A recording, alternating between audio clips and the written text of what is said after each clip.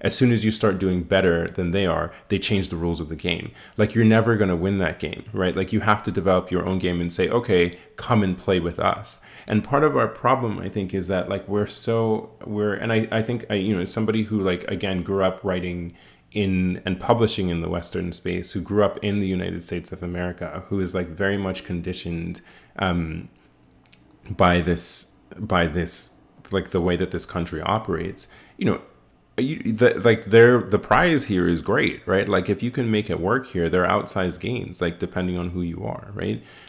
But you have to, like, I think I have to always try to make sure that I have that perspective, which is like, this is not the only game in town. And to believe that this is the only game in town means that you have bought into that narrative 100%, and you will forever be second place in that narrative because it'll just change the rules. That's something that I keep thinking about now and that I keep struggling with, even as we try to build the Africa Center as an institution to deal with like the sort of lack of diversity and the sort of the pushing and promotion of more nuanced, diverse, interesting and powerful African narratives. I also have to think it's not just about pushing narratives into this space. It's about saying, how do we reconstruct this space entirely? Because it has to be reconstructed. Otherwise, our narratives won't fly.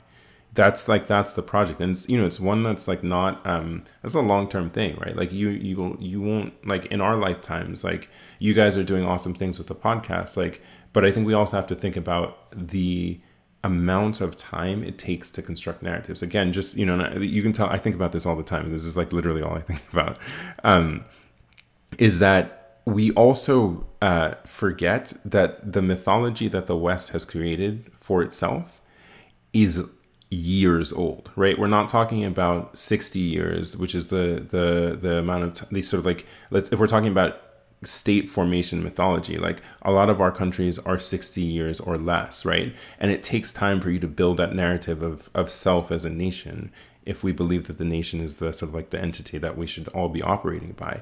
Like, these other folks, like, they've been at this in very bloody narrative construction fashion for years, right? Like, and they're just getting to a point where they're not killing each other anymore. Do you know what I'm saying? Like, it's only been in the last 70, 80 years that they haven't decided to slaughter each other for fun, basically. Like, so I think we have to recognize that like the formation of these narratives does take a while, and it's a very complicated process. And we shouldn't let other people come in and just tell us that, oh, you guys should have an understanding, when they themselves don't even have an understanding of who they are and how to project it. I mean, like, we're dealing with, for example, right now, you're looking at the EU, where they're saying, oh, we're the EU, and Poland is saying, hold up, wait a minute. Like, I don't know about all that. Do you know what I'm saying? The UK is saying, hold up, wait a minute, I don't really know about all that. And it's this messy, complicated process. Like, we should cut ourselves some slack, even as we also understand that this is a super urgent thing that we have to do.